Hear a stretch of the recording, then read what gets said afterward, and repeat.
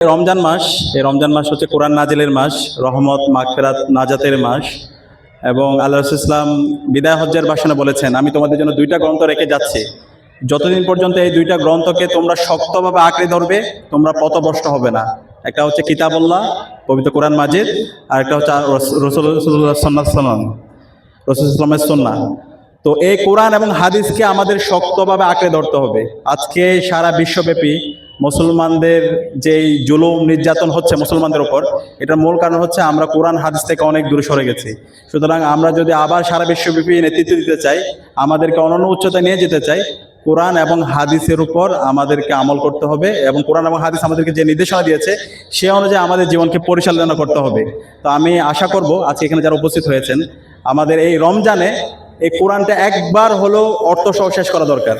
আমরা চেষ্টা করছি প্রত্যেক শিক্ষার্থীর কাছে একটা করে কোরআন পৌঁছে দেওয়ার জন্য। যাদের কাছে এখন পর্যন্ত অর্থসহ কোরআন নেই, আপনারা আমাদের সাথে যোগাযোগ করবেন, ইনশাআল্লাহ আপনাদের প্রত্যেকের রুমে আমরা কোরআন পৌঁছে দেবো ইনশাআল্লাহ।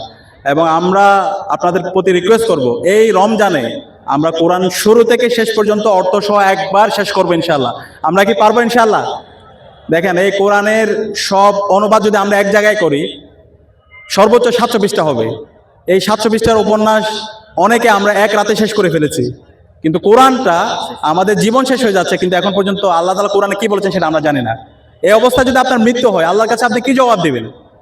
আমরা এত কঠিন কঠিন তথ্য শিখি, এত বড় বড় থিওরি পড়ি, এত বড় বড় ম্যাথমেটিক্যাল প্রবলেম আমরা সলভ করি, কিন্তু কোরআনটা আমরা একবার পর্যন্ত পড়তে পারলাম না। এটা আমাদের জন্য হতাশার জায়গা, আফসোসের জায়গা।